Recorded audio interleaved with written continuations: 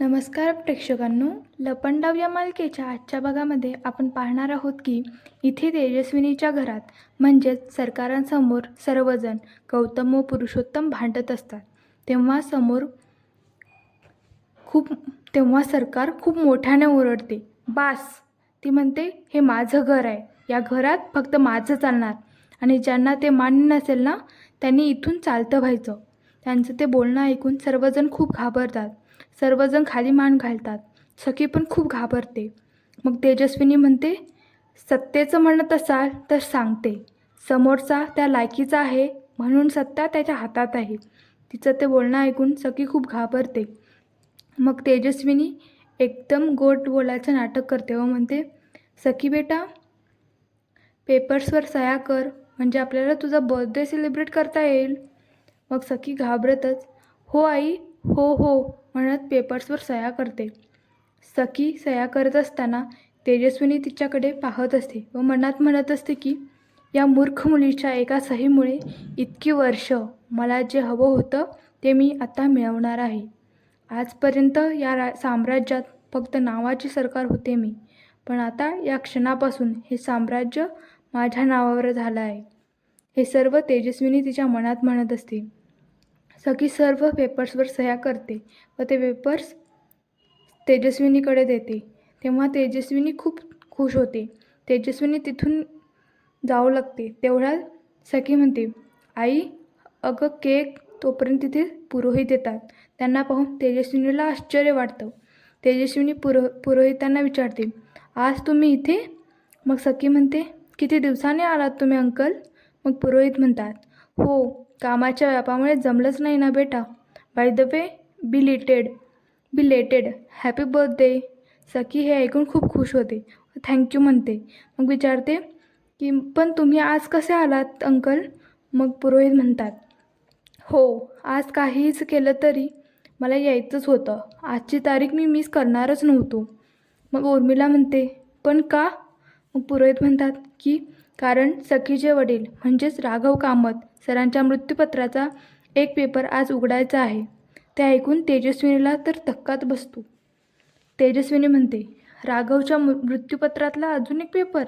ते ऐकून पुरोहित म्हणतात, हो, राघव सरांनी त्यांच्या मृत्यूच्या काही दिवस आधी अजून एक मृत्यूपत्र तयार केलं होतं नवीन, आणि सखी 21 वर्षांची झाली तर त्याच्या दुसऱ्या दिवशी ते वाचायचं असं त्यांनी सांगितलं होतं आणि आज तोच दिवस आहे.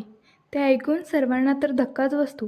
मग पुरुषोत्तम विचारतो, काय, दादाचं अजून एक मृत्यूपत्र आहे? मग तेजस्विनी म्हणते, पुरोहित, आपण स्टडीमध्ये जाऊन बोलूया. मग पुरोहित म्हणतात, नाही मॅडम, कायद्यानुसार आणि विलच्या नियमानुसार विलचं वाचन सगळ्यांसमोर होणं गरजेचं आहे. मग तेजस्विनी सोफ्यावर जाऊन बसते.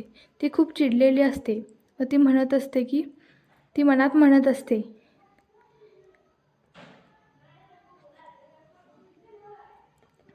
त्या राघवने हा काय घोळ घालून ठेवला आहे? त्याबद्दल त्याने मला काहीच कसं सांगितलं नाही. मग पुरोहित सोफ्यावर जाऊन बसतात. मग ते सखीला म्हणतात की सखी बेटा, प्लीज बस. मग सखी जाऊन बसते. पुरोहित सगळ्यांना म्हणतात, तुम्ही पण या सगळे. सर्वजण एकत्र बसतात. मग पुरोहित विचारतात की मॅडम, सुरू करू का? मग तेजस्विनी हो म्हणते. मग पुरोहित त्यांच्या बॅगमधून पेपर काढतात व वाचू लागतात. ते म्हणतात, तर सखीचे वडील म्हणजेच राघव कामत सरांच्या विलनुसार पुढील 1 वर्षाचा आत जर सखीचं लग्न झालं नाही तर तिला दर महिन्याला फक्त खर्चासाठी ठराविक रक्कम मिळेल व बाकीच्या संपत्तीचा ट्रस्ट होईल. त्याचं हे बोलणं ऐकून सर्वांना खूपच धक्का बसतो. तेजस्विनीला पण खूप मोठा धक्का बसतो. मग सखी म्हणू लागते, अंकल, पण मी जस्ट 21ची झाली आहे. माझं लग्न नाही म्हणजे प्लीजच. मग पुरोहित म्हणतात, हो बेटा, पण राघव सर खूप हुशार आणि दूरदर्शी होते. त्यांनी तुझ्या व तुझ्या भविष्याचा विचार करूनच हा डिसिजन घेतला असेल ना. आय नो बेटा, तुला शॉक बसणं स्वाभाविक आहे, पण जरा शांतपणे विचार कर. मग गौतम खूप मोठमोठ्याने हसू लागतो. तो टाळ्या वाजवत असतो, म्हणत असतो, वा राघव दादा, वा, लव यू राघव दादा. मग गौतम तेजस्विनीला म्हणत असतो की काय, कधी नव्हे ते तू मगाशी बरोबर बोलली होतीस. हे ऐकून सरकार त्याच्याकडे खूप रागाने बघत असते. मग गौतम म्हणतो, सॉरी सॉरी, बरोबर बोलला होता वहिनी सरकार. काय बोलली होती मगाशी? काय बोलली होती? सत्ता त्याच माणसाच्या हातात जाते ज्याची लायकी असते, बरोबर ना? असं बोलून गौतम खूप मोठमोठ्याने हसत असतो. त्यामुळे उर्वशी गौतमला घेऊन जात असते. अहो चला तुम्ही, चला इथून. पण गौतम तिथून जात नाही. तो म्हणतो, थांब ग, मी इथून जाऊन काय बदलणार आहे? सत्ता बदलणार आहे की सरकार? काय हो सरकार? असं बोलून बोलून तो मोठमोठ्याने हसत असतो. सरकार त्याच्याकडे खूप रागात बघत असते. ती खूप चिडलेली असते. मग गौतम गाणं म्हणू लागतो. पिसाळलेल्या नागिनीने थरथराट केला, थरथराट केला, असं म्हणून तो खूप जोरजोरात हसू लागतो. इथे तेजस्विनीला खूप राग आलेला असतो. मग उर्वशी गौतमला ओढत ओढत घेऊन जात असते. चला तुम्ही चला. पण गौतम म्हणत असतो की नाच गाण्यासाठी सारा गाव एडा झाला, गाव एडा झाला, असं गाणं म्हणत असतो. पण उर्वशी त्याला ओढत ओढत त्याच्या रूममध्ये घेऊन जाते. इथे त्यांचं बोलणं ऐकून सरकारला खूप राग येत असतो. मग सरकार पुरुषोत्तमकडे खूप रागाने बघते. तर पुरुषोत्तम घाबरून म्हणतो, मला ऑफिसमध्ये काही कॉल्स करायचे आहेत, आलोच मी, असं म्हणून तो जात असतो. मग तो त्याच्या बायकोला म्हणजेच मीनाक्षीला पण बोलवतो. मग मीनाक्षी ही तिथून निघून जाते. मग तेजस्विनी म्हणू लागते की पुरोहित, राघवने भावनेच्या भरात येऊन विल केलं होतं त्यावेळेला. पण ही जनरेशन तुम्हाला माहिती आहे ना, या जनरेशनला स्वतःला नीट सांभाळता येत नाही. एवढं मोठं साम्राज्य कसं सांभाळणार? आणि ज्यांना सांभाळायला हवं असं म्हणून ते थांबते. म्हणते की कसे वागतायत बघितलं ना तुम्ही? मला ना सखीला, माझ्या सखीला स्ट्रेस फ्री आयुष्य द्यायचं आहे. अहो, त्यामुळे हा सगळा व्याप मी माझ्या खांद्यावर घेतला आहे. तिला खूप सुंदर आयुष्य द्यायचं आहे मला. तिचं हे बोलणं ऐकून सखी खूप इमोशनल होते. मग तेजस्विनी म्हणते की तुम्हाला माहीत आहे, आता आम्ही बर्थडे सेलिब्रेट करणार होतो. तिचा कालचा दिवस अशुभ होता तिच्यासाठी, म्हणून मी म्हटलं आज तिचा बर्थडे सेलिब्रेट करूया. तितक्यात तुम्ही आलात. सगळी तयारी झाली होती हो. माझं खूप प्रेम आहे हो माझ्या सखीवर. माझं बाळ आहे ते. हे ऐकून सगळी खूप इमोशनल होते. तिला खूप छान वाटत असतं. मग तेजस्विनी म्हणते की एकदा बघा ना माझ्या बाळाकडे. काहीतरी मार्ग असेल ना, काहीतरी करून आपण हे बदलू शकतो. ऑप्शन असूच शकतो ना दुसरा कुठला तरी. तुम्ही एकदा, असं म्हणत असते तोपर्यंत पुरोहित म्हणतात, सॉरी मॅडम, तसं नाही करू शकत. या विलच्या आधारे जोवर सखीचं कायदेशीर लग्न होत नाही तोवर कामत ग्रुपचा कोणताही बिझनेस रिलेटेड डॉक्युमेंट्सवरती सखीच्या सह्यांना काही व्हॅल्यू नाही. हे ऐकून सखीला व तेजस्विनीला खूप धक्का बसतो. खूप मोठा धक्का बसतो. पुरोहित म्हणतात, त्या सर्व सह्या इनव्हॅलिड असतील for any business related documents. मग तेजस्विनीला आठवू लागतं की ती बोललेली सखीला की सखी बेटा पेपर्सवर सह्या कर, आपल्याला बर्थडे सेलिब्रेट करायचा आहे. मग सखीने सह्या केलेल्या असतात. हे सर्व ते तेजस्विनीला आठवत असतं. इकडे मीनाक्षी तिच्या खोलीमध्ये देवासमोर एक घंटी घेऊन वाजवत असते. खूप मोठमोठ्याने घंटी वाजवत असते. तिने खूप डोळे मोठे केलेले असतात. तेव्हा पुरुषोत्तम तिथे येतो. तो तिला थांबवतो. तो म्हणतो, काय करतेस तू हे? तुझं डोकं फिरले का? तर ती खूप मोठमोठ्याने, खूप रागाने, खूप मोठे डोळे करून त्याच्याकडे बघत असते. मग मीनाक्षी हात जोडते देवासमोर व म्हणत असते की आई, तुझी कृपादृष्टी झाली. आता खरा खेळ रंगणार, कारण या घराच्या विनाशाला सुरुवात झाली आहे. असंच सगळ्यांचं वाटोळं होत राहू दे. तिचं ते बोलणं ऐकून पुरुषोत्तमला खूप मोठा धक्का बसतो. मग पुरुषोत्तम तिचा हात धरून तिला ओढतो व तिला म्हणतो की तुला लाज कशी वाटत नाही गं? स्वतःच्या घराचं वाटोळं व्हावं असं कसं वाटू शकतं तुला? मग मीनाक्षी त्यांनी धरलेला हात बाजूला करते व ती स्वतःच्या पोटाला हात लावते. बेडवर जाऊन बसते. ती खूप इमोशनल झालेली असते. ती इमोशनल होते पण रागात पण असते. तेव्हा पुरुषोत्तम तिच्या जवळ येऊन बसतो व म्हणतो की अगं मीनाक्षी, 15 वर्ष झाली या गोष्टीला आणि अजूनही तू. मग मीनाक्षी म्हणते की 15 वर्ष झाली पण माझी ती जखम आजही जिवंत आहे. जोपर्यंत तिचं वाटोळं होणार नाही तोपर्यंत मी हे जिवंत ठेवणार, असं ती खूप रागाने म्हणत असते. अशी भडबडत ठेवणार. इकडे पुरोहित सखीला म्हणत असतात की सखी बेटा, ही तुझ्या बाबांची शेवटची इच्छा होती. मग तेजस्विनी म्हणते, you are right, you are absolutely right. Raghav खरंच खूप हुशार होता आणि दूरदर्शी होता. त्याला सखीची खूप काळजी होती. आज जर राघव असता तर त्याने सखीसाठी मुलगा शोधला असता, तोही एकदम पारखून. मग पुरोहित म्हणतात, मग आता तुम्ही शोधा मॅडम, आता मी निघतो, असं म्हणत पुरुषोत्तम तिथून जाऊ लागतात. मग तिकडे तेजस्विनी सखीकडे खूप रागाने बघत असते. सखी खूप घाबरते. आता इकडे आपण पाहणार आहोत की पुरुषोत्तमच्या रूममध्ये पुरुषोत्तम मीनाक्षीला म्हणत असतो की मीनाक्षी प्लीज तू असं काही करू नकोस. हे बघ, इतके दिवस खूप सोसला आपण, आणि ऐक ना, आता लवकरच सत्ता माझ्या हातात येईल.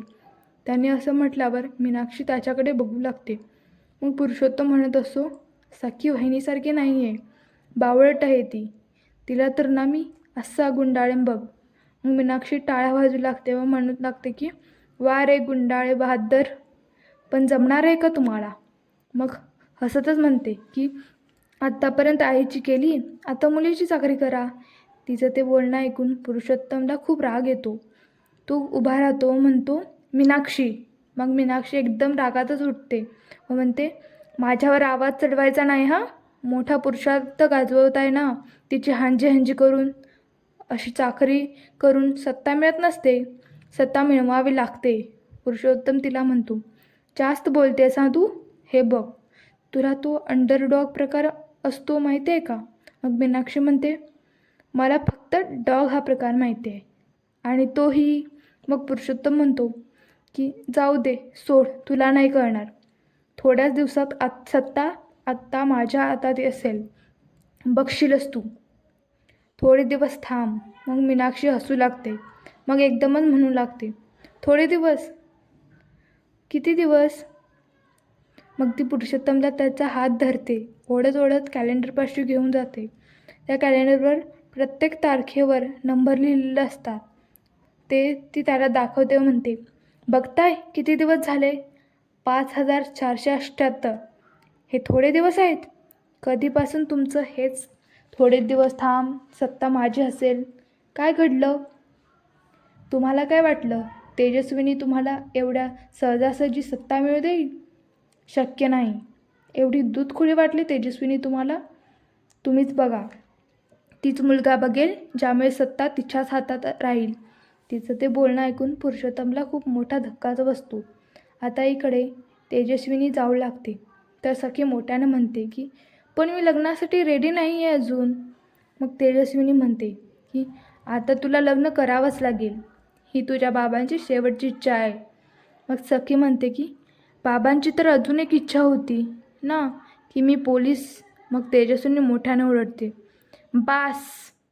व मागे वळून सखीकडे खूप रागाने बघत असते व म्हणते की तुला आता लग्न करावंच लागेल. मग सखी म्हणते, पण आई. मग तेजस्विनी मोठ्याने ओरडते व म्हणते, सरकार. मग सखी तिथून रडतच निघून जाते. तेजस्विनीला खूप राग आलेला असतो व ती तिच्या हातातून विलचे पेपर्स व फाईल्स फेकून देते व ती म्हणत असते की या राघवने पुन्हा एकदा तो हातातोंडाशी आलेला घास हिसकावला. पण ही तेजस्विनी हार मानणाऱ्यातली नाही आहे. लग्नच करायचं आहे ना सखीचं, तेही करेन, पण अशा मुलाशी करेन जो फक्त माझ्या इशाऱ्यावर नाचेल, असं म्हणून ती हसत असते. मग म्हणते, पण असा मुलगा कोण असेल? तोपर्यंत पाठीमागून कान्हा म्हणतो की मी आलोय मॅडम. मग तेजस्विनी मागे वळून पाहते. आता इकडे गौतम त्याच्या रूममध्ये दारू पित असतो. तो खूप हसत असतो. तो म्हणत असतो, वा राघव दादा, वा दादा, तू ग्रेट आहेस. सॉरी, तू ग्रेट होता. सरकार पाडायचं कसं हे तुला बरोबर माहिती आहे. उगाचच नाही तुला बिझनेस टायकून म्हणायचो. Business tycoon. वहिनीची तू कोंडी केलीस ना, असं म्हणत तो खूप हसू लागतो व म्हणत असतो की तुझी शेवटची इच्छा तर ब्रिलियंट दादा, ब्रिलियंट. म्हणजे हॅट्स ऑफ आहे तुला, दादा, हॅट्स ऑफ. असं म्हणत तो खूप जास्त हसू लागतो. तोपर्यंत तिथे उर्वशी येते व गौतमला म्हणू लागते, काय बडबड लावली आहेस तू? गप्प बसतो का जरा? गप्प बस जरा. ह्या सगळ्यात आपलं पण नुकसान होतं हे कळतंय का तुला? मग गौतम म्हणतो, आपलं? नाही नाही, फक्त तुझं. मग उर्वशी म्हणते, बरं बाबा, माझं पण नुकसान तर होईल ना. हे बघ, जर का तेजस्विनीच्या हातातून सर्व सत्ता निघून गेली तर माझं काय होणार? त्या सखीशी मी कधीच नीट वागले नाही, त्यामुळे ती मला एक दमडीही सुद्धा देणार नाही. कधी दमडी सोड, मला उभंसुद्धा करणार नाही ती. मग गौतम म्हणतो, गरज काय आहे? हे घर माझं पण आहे. मग उर्वशी म्हणते, हो, तुला काय मिळालं रे यातलं? तुझ्या भरवशावर राहून चालत नाही. किमान माझ्या स्वतःच्या मुलीसाठी तरी काहीतरी केलंच पाहिजे. मग गौतम हसू लागतो व ड्रॉवर उघडतो, त्याच्यामधून भांडी काढतो व म्हणतो की काहीतरी यामध्ये चोरी पण येते का? ते बघून उर्वशी खूप रागावते. आता इकडे कान्हाच्या चप्पलला चिखल लागलेला असतो व तो तसाच आतमध्ये येत असतो. तेव्हा तेजस्विनी खूप मोठ्याने ओरडते, थांब, तिथेच थांब. एक पाऊल जरी पुढे टाकलास ना. मग ती मोठ्याने ओरडते, कुठे मेलेत घरातले सगळे? तोपर्यंत तिथे सर्वंट येतात व म्हणतात, जी सरकार. मग तेजस्विनी म्हणते, एका मिनिटात या माणसाला घराबाहेर फेका. मग सर्वंट त्याला बाहेर घेऊन जातात. तेव्हा कान्हा म्हणतो, एक मिनिट, बाहेर फेकायची काही गरज नाही आहे. मॅडम, तुम्ही ओळखलं नाही का मला? अहो, मी कान्हा, तुमच्या मुलीचा जीव वाचवला. सखी सदन चाळ. मग तेजस्विनी मागे वळून पाहते. मग कान्हा म्हणतो, ओळखलं त्यांनी, मला सोडा मला. मग कान्हा म्हणू लागतो, काय मोठी लोक तुम्ही, विसरले असणार आता. ओळखलं आहे त्यांनी, तुम्ही म्हणालात ना नोकरी देतो म्हणून मी आलो आहे. मग तेजस्विनी त्याच्या जवळ येते व तिथे कान्हाला धरलेला सर्वंटच्या कानाखाली मारते व मोठ्याने ओरडते, आऊट. मग सर्वंट व वॉचमन त्याला बाहेर घेऊन येत असतात. कान्हा म्हणत असतो, अहो, तुम्ही बोलवलं ना म्हणून मी आलो आहे ना कामासाठी. मला कामाची खूप गरज आहे मॅडम, असं तो खूप मोठमोठ्याने म्हणत असतो. पण सर्वांनी त्याला ओढून बाहेर घेऊन जातात. मग कान्हा म्हणतो, तुम्ही सांगाल ते काम करतो मी. मग तेजस्विनी पुढे येते व ती तिच्या मनात म्हणत असते की माझ्यासाठी कोणी काम करू शकत असेल तर ती फक्त मीच आहे. सरकार, सगळ्यात आधी मला आता सखीसाठी मुलगा शोधावा लागेल. जो फक्त आणि फक्त माझ्या इशाऱ्यावर नाचेल, असं ती मनातल्या मनात म्हणत असते. पडलेल्या व्हीलकडे व फाईलकडे बघत असते. आता इकडे सर्वंट कान्हाला बाहेर घेऊन येत असतात. तेव्हा कान्हा म्हणत असतो की तुमच्या मॅडमने मला ओळखलं नसेल. बेबी सरकार मला ओळखतील, त्यांना बोलवा ना तुम्ही. पण सर्वंट त्याचं काही ऐकत नाहीत. ते त्याला घराबाहेर फेकून देतात. पण कान्हा त्यांना म्हणत असतो की याला काय अर्थ आहे? तुम्ही बेबी सरकारांना सांगा तुमच्या, त्या ओळखतील मला आणि येतील इथे. मग त्यातील वॉचमन म्हणतो, निघ म्हटलं ना, गप निघायचं. मग कान्हा म्हणतो, तुमचा विश्वास बसत नाही आहे का? मग कान्हा म्हणू लागतो की तुमच्या बेबी सरकारचा मी जीव वाचवला, त्यामुळे सरकार मला म्हणाले होते की मी तुला काम देईन म्हणून मी इथे आलो. असं म्हणत कान्हा त्यांना एक व्हिडिओ दाखवतो. त्यामध्ये पुरुषोत्तम म्हणत असतो की तू ये उद्या, बघू काय करता येईल. मग कान्हा म्हणतो, कळलं म्हणून सांगतोय तुम्हाला, प्लीज बोलवा बेबी सरकारांना. मग वॉचमन म्हणत असतो, एकदा विचारूया का सखी मॅडमांना? मग त्यातला एक सर्वंट म्हणतो, थांब रे, आधीच डोक्याला कमी ताप आहे का? तुम्ही तुमची कामं नीट करा, नको ते वाढून ठेवता उगाच. चल रे, असं म्हणत सर्वंट आतमध्ये जातात. मग वॉचमन कान्हाला जा म्हणून सांगतो. तो म्हणतो, गप रे, एकतर तू खोटं बोलून आत गेलास मॅडमला भेटायचं आहे म्हणून. किती? 70 लाख? 70 लाख बोलायची लायकी तरी आहे का तुझी? मग कान्हा म्हणतो, लायकी काढायची नाही दादा, काय आहे ना, कर्तृत्व सिद्ध करायला लायकी नाही लागत, हिंमत लागते. आणि हिंमत माझ्यात ठासून भरली आहे. 70 लाख काय, 70 करोड पण हे अशी चुटकीसरशी उभे करेल. त्याचं ते बोलणं ऐकून वॉचमन त्याच्यावर हसू लागतात. मग कान्हा म्हणू लागतो, 70 सेकंद पण लागणार नाहीत हा मला तुमच्या बंगल्यात येऊन राहायला. त्याचं हे बोलणं ऐकून वॉचमन खूप मोठ्याने हसू लागतात. मग कान्हा वॉचमनच्या हातात काहीतरी देतो व म्हणतो, मजा करा, तुमच्यासाठी.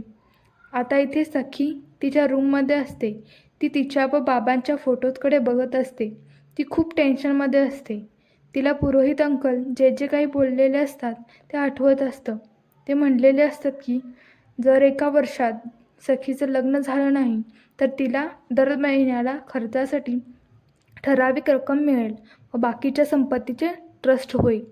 मग तेजस्विनीने तिला म्हणलेले असते की आता तुला लग्न करावंच लागेल. ही तुझ्या बाबांची शेवटची इच्छा आहे. मग सखी तेव्हा बोललेली असते की बाबांची तर अजून एक इच्छा होती ना, मी पोलीस व्हावं. तेव्हा सरकार तिच्यावर खूप मोठ्याने ओरडलेले असतात. हे सर्व सखीला आठवत असतं व ती मनात म्हणत असते की हा एक कागदाचा तुकडा माझ्या स्वप्नांचे तुकडे तुकडे नाही करू शकत. मी लग्न करून नाही तर पोलीस होऊन बाबांचं स्वप्न पूर्ण करेन. ठरलं तर मग की सखी राघव कामत लग्न करणार नाही. हा भाग इथेच संपतो. आता आपण पुढील भागात हे बघणार आहोत की इथे तेजस्विनी पुरुषोत्तमला सांगत असते की राघव ग्रुप ऑफ कंपनीच्या एकुलत्या एका मुलीचं लग्न आहे. ते थाटामाटातच व्हायला हवं. तेवढ्यात सखी तिथे येते व म्हणते की पण मला हे लग्नच करायचं नाही आहे. पहिले बाबांचं स्वप्न मग लग्न. तेव्हा तेजस्विनी खूप रागवते व म्हणू लागते की माझ्या विरोधात जायचं असेल तर या घरात राहता येणार नाही तुला. मग सखी म्हणते की तसं असेल तर मग मला हे घरच सोडावं लागेल. आता इकडे तेजस्विनी गाडी घेऊन चाललेली असते. तेव्हा कान्हा म्हणतो की अहो मॅडम, माझ्या अंगावर गाडी घालण्याची ही काय पद्धत आहे. मग तेजस्विनी म्हणते माझ्यासमोर जास्त शहाणपणा करायचा नाही हा. तर कान्हा म्हणतो की अजून शहाणपणा दाखवलाय कुठे, आता दाखवणार असं म्हणतो व हा भाग इथेच संपतो. तर प्रेक्षकांनो, कसा वाटला आजचा भाग ते नक्की कमेंट्स करून सांगा आणि असेच नवनवीन व्हिडिओ पाहण्यासाठी चॅनेलला सबस्क्राईब करा व